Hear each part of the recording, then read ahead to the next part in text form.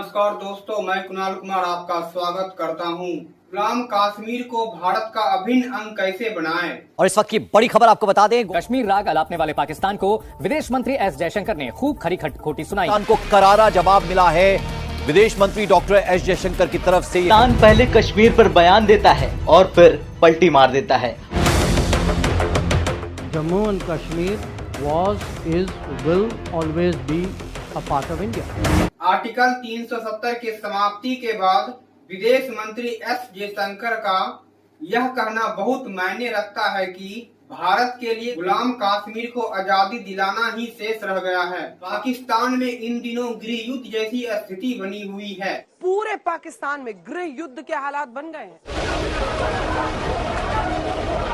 इमरान खान की कॉलर पकड़कर उन्हें गाड़ी में ठूंसते पार्टी ने पूरे पाकिस्तान में कोहराम मचाना शुरू कर दिया। मैं खुद ही जाके जेल में तैयार हूँ जाने के लिए। शासन का कोई भी अंग सही से काम नहीं कर रहा है। सेना, नौकरशाही और न्यायाधीश दो भागों में बंट चुका है। युद्ध तो दूर, पाकिस्तान के पास आंतरिक संकट को संभाल पाने की भी आर्थिक शक्ति नहीं रह गई है। आज पीओके अपनी आजादी के लिए पाकिस्तान से जंग लड़ रहा है और भारत में मिल जाने की कोशिश कर रहा है। पाकिस्तान ऑक्यूपाइड कश्मीर में अचानक हलचल बढ़ गई है। एक तरफ कश्मीर में शान से फहरा रहा तिरंगा है, दूसरी तरफ पीओके पाकिस्तान से नफरत और आजादी के नारे हैं। पीओके की जनता पाकिस्तानी सेना से ये बोल रही है कि ये तुम्हारे बाप की जमीन नहीं है, और ऐसे पीओके के लोग बोल रहे हैं कि हमें भारत माँ के पास वापस जाना है। आश्चर्य है कि पाकिस्तान को अपने अस्तित्व के समक्ष संकट का एहसास तक नहीं है। पिछले दिनों गोवा में शंघाई सहयोग संगठन के सदस्य देश की बैठक हुई। उसमें शामिल होने के लिए भारत आए पाकिस्तान के विदेश मंत्री बिलावल भुट्टो ने कहा कि आर्टिकल 370 भारत पाकिस्तान के वार्तालाप में बाधा बन रहा है। भारत के विदेश मंत्री एस जयशंकर ने उन्हें स्पष्ट जवाब दिया। Tourism industry which is the mainstay of Pakistan, साथ माने आतंकवाद भी करें और शांति की भी बात करें, ये थोड़ी चलेगा। वो तो कुछ भी कह सकते। 370 is history कि वह पाकिस्तानी आतंकवादी प्रवक्ता है। आर्टिकल 370 अब इतिहास है और कश्मीर क्षेत्र में पाकिस्तान के लिए मात्र गुलाम कश्मीर को खाली कराना ही बाकी रह गया है। कश्मीरी युद्ध 1949 के अस्थायी युद्ध विराम के बाद से ही हमारी नीति होनी चाहिए थी, संपूर्ण कश्मीर हमारा है। लेकिन पंडित नेहरू तो भारत की तरह कश्मीर को भी बांट देने पर आमादा थे। तात्पर्य यह है कि देर से ही सही भारत के लिए अब कश्मीर मुद्दा समाप्त हो चुका है। अब सिर्फ भारत के समक्ष गुलाम कश्मीर को स्वतंत्र कराना ही बचा है। दरअसल पाकिस्तान की सेना के समक्ष 1947 से कश्मीर मुद्दा भारत शत्रुता एवं कश्मीर विवाद के मजहबी समाधान के आश्वासनों के आधार पर पाकिस्तानी सेना अपनी अस्तित्व बचाई हुई है। उनका आधार कश्मीर नहीं कि कश्मीर मुद्दा रहा है। उन्होंने गुलाम कश्मीर का जो हाल कर रखा है वह किसी से छिपा भी नहीं है। उनका कोई G20 से लेना देना नहीं है। आई विल ऑल्सो से उनका कोई श्रीनगर से भी लेना देना नहीं है। There is only one issue to discuss on Kashmir, which is when does Pakistan vacate its illegal occupation of Pakistan occupied Kashmir. That is the only issue up for discussion. जन्नत की ख्वाहिश में जिसने खुद को जहन्नुम से भी बदतर बना डाला, दोस्तों, वो है पाकिस्तान। पाकिस्तान की जनता अपने सेना से सवाल पूछ रही है। आप 75 वर्षों से तो कश्मीर ले नहीं सके। इमरान खान कह रहे हैं कि आप तो वही फौज हैं जो 1971 में 93,000 सैनिक सरेंडर करके आए हुए हैं। गुलाम कश्मीर को स्वतंत्र कराना ही जब हमारी एकमात्र नीति है, तो अब भारत सरकार की ओर से इस मामले में औपचारिक कूटनीतिक बयान शुरू हो जाना चाहिए।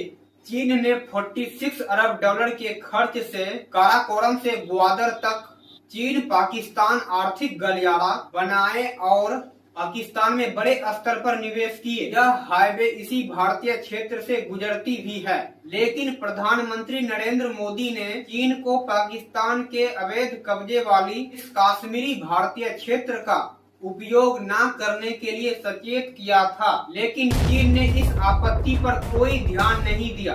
हर तरह से कंगाल, फटेहाल और तंग हाल हो चुके पाकिस्तान के पास अब तरस के अलावा ना तो कुछ खाने को बचा है और ना ही खिलाने को। एक तरफ जहां पीओके में पाकिस्तान द्वारा भेदभाव और अत्याचार किया जा रहा है, दूसरी तरफ हमारे कश्मीर के श्रीनगर में G20 की बैठक अंतर्राष्ट्रीय लेवल पे की जा रही है, जिसमें 25 देश से 60 से भी अधिक प्रतिनिधि आ रहे हैं। इसमें भी पाकिस्तान को आपत्ति है। अब समय आ गया कि पीओके को भारत का अभिन्न अंग बनाने की आवश्यकता है।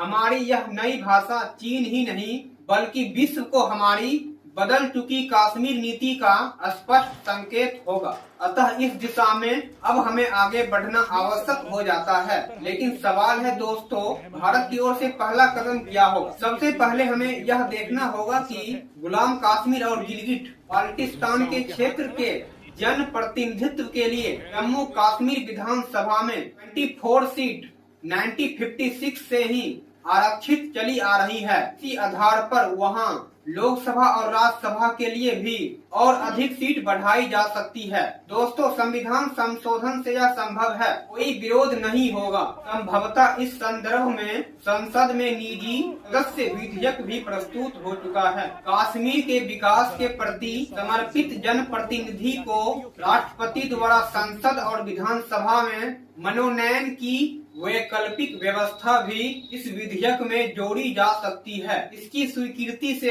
कश्मीर से जुड़ा तमाम विवाद समाप्त हो जाएगा। यह आर्टिकल 370 की समाप्ति के बाद दूसरा सबसे बड़ा क्रांतिकारी कदम होगा। प्रकार पीओके को भी एक नया केंद्र शासित प्रदेश बना दिया जाएगा या जम्मू कश्मीर में मिलाकर भारत का एक अखंड राज्य बनाया जाएगा।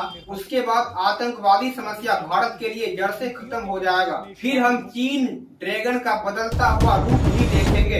विदेश मंत्री एस जयशंकर ने संघाई बैठक में भारत आए पाकिस्तान के विदेश मंत्री को जवाब देते हुए कहा, आप कॉफी की खुशबू लीजिए। आर्टिकल 370 इतिहास हो चुका है, अब बचा है पीओके जो जल्द ही भारत देश का आदर्श राज्य बनेगा।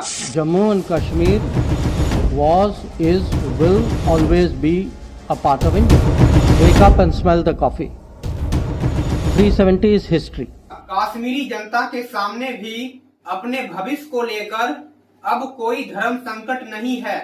बहुत समय नहीं लगेगा जब पाकिस्तान भी एक इतिहास बनकर रह जाएगा। फिर हम कहेंगे दोस्तों, एक देश हुआ करता था पाकिस्तान, क्योंकि गीता में भी लिखा हुआ है जिसका जन्म हुआ उसका मृत्यु निश्चित है। अगर वीडियो अच्छा लगा तो वीडियो को लाइक कीजिए। अगर चैनल पे आप नए आए हुए हैं तो चैनल को सब्सक्राइब जरूर कर लीजिए। फिर मिलते हैं अगले वीडियो में दोस्तों।